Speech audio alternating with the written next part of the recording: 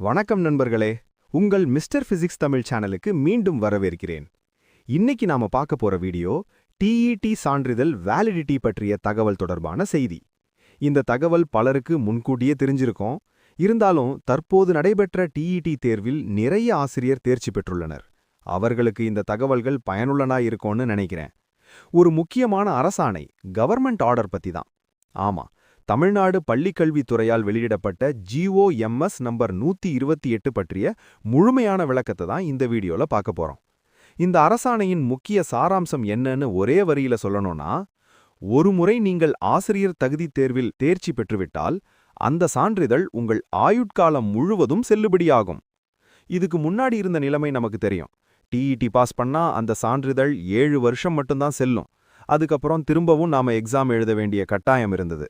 அந்த பெரிய சுமைய இந்த GO மூலமா அரசு நீக்கி இருக்கு.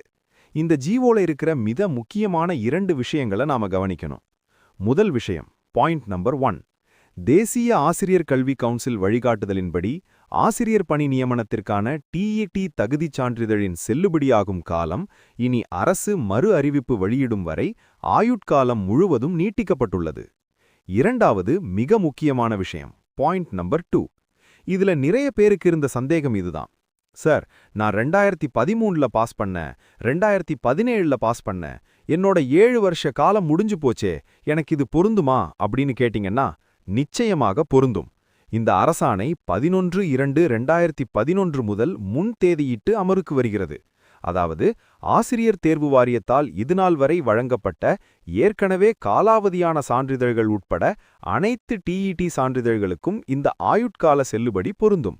யாரும் தங்களது சான்றிதழை புதுப்பிக்க தேவையில்லை, தானாகவே அது ஆயுட்காலம் வரை செல்லும் என்று இந்த ஆணையில் தெளிவாக குறிப்பிடப்பட்டுள்ளது. அதே சமயம் இன்னொரு சந்தேகமும் வரலாம்.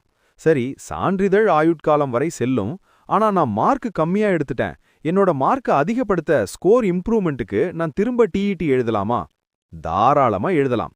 இந்த GO அதுக்கு எந்த தடையையும் விதிக்கல. ஒருவேளை நியமன தேர்வுக்கு வெயிட்டேஜ் முறை வந்தா அதிக மதிப்பெண் தேவைப்படலாம். அதனால் மதிப்பெண்ணை உயர்த்த விரும்புபவர்கள் மீண்டும் எத்தனை முறை வேண்டுமானாலும் தேர்வு எழுதலாம். சோ ஃப்ரெண்ட்ஸ், இது ஒரு மிகப்பெரிய பாசிட்டிவ் நியூஸ்.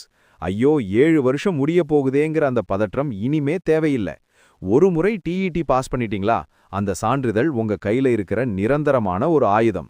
இனிமே உங்க முழு கவனத்தையும் அடுத்து வரக்கூடிய நியமன தேர்வுக்கு, அதாவது காம்படிட்டிவ் எக்ஸாம் ஃபார் போஸ்டிங்க்கு தயாராகிறதுல செலுத்துங்க. இந்த தகவல் உங்களுக்கு பயனுள்ளதா இருந்திருக்கும்னு நம்புறேன்.